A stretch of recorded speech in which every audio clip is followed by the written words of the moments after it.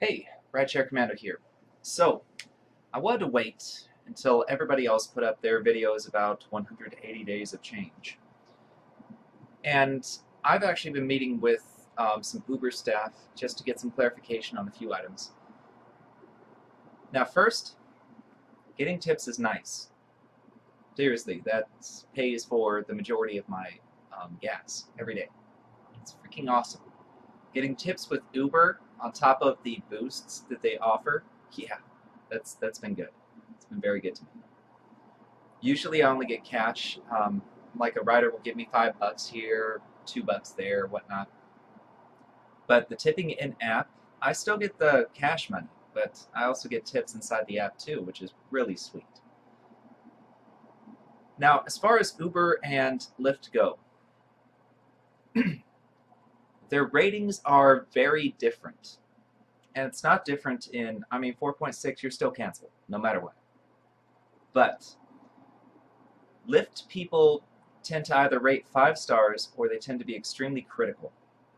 In fact, I went from a 4.78 or something like that down to a 4.6, boom, overnight. And that was literally just from a couple rides that, the people were having bad days, that's fine. If you've gotten into my car, you know that I'm almost never rude. Almost never. And if I'm not talkative, that's just because it's been a rough day. But that's rare, you know? But Lyft had to go back and they had to change things. Now, when it comes to Uber ratings, people there just tend to not care. I wouldn't be surprised if a lot of them default without rating, or if they just, boop, get out of here. And on that same note, most people don't care, but because of that, you either get 5 or 1 star. That's generally how it works. Because there was something, well, boom, 1 star slide. Get on with my day. Because I don't care about that driver. That's exactly how Uber drivers think. I stick to the premise that driving with Uber is like driving the people of Walmart. Okay, they're not all bad, but you get some real characters. But when it comes to ratings, there's a couple things you need to know. One, using the 2-phone method that was brought up by the rideshare professor. That's a very good method. But I'm going to take that a step further. And when you get your second phone, instead of just using it for Waze instead of maps, think about using it for YouTube. Because if you're paying for 2 phones, and if you're following any of my advice, which Sprint, T-Mobile, guess what? Those 2 offer unlimited data. Yeah, on peak times they'll cap you. They won't cap you, but they'll slow you down. Still, T-Mobile is 24 megabits per second, and Sprint, which is Boost, is 12 megabits per second. So, okay, save your T-Mobile phone for Lyft or for just Waze, and give them the option of watching YouTube, an in-flight movie. You want guaranteed tips? That's how you do it. Another guaranteed tip method is go to Fry's Electronics or Fry's.com. Okay? Or you can even go to Amazon and get some cheapies there. But get yourself a decent 2-port USB charger for your car.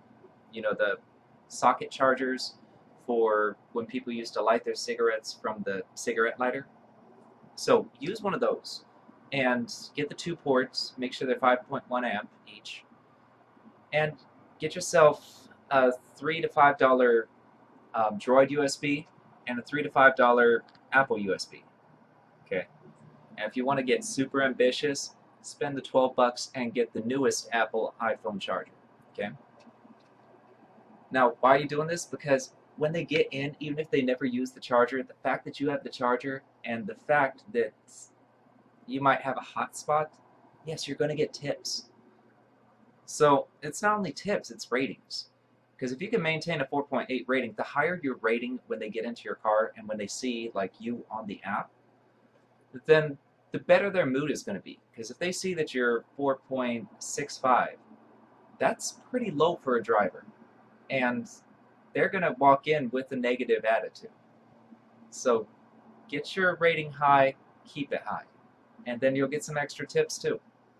Anyway, this is just some advice for you. I know it's common sense advice, But at the same time, with the tips coming in from both sides, you really need to do this. I mean, I make $20 to $25 in tips a day. Okay, that's gas. And I get 20 miles per gallon on my, like 20.6 miles per gallon on my Ford Fusion. It's a V6, whatever. So, yeah, that's gas for the day. And if you have a Prius, that's gas for several days. So, like gas and lunch. Anyway, subscribe. I will be forwarding you some extra stuff in the next couple days. Catch you guys next time.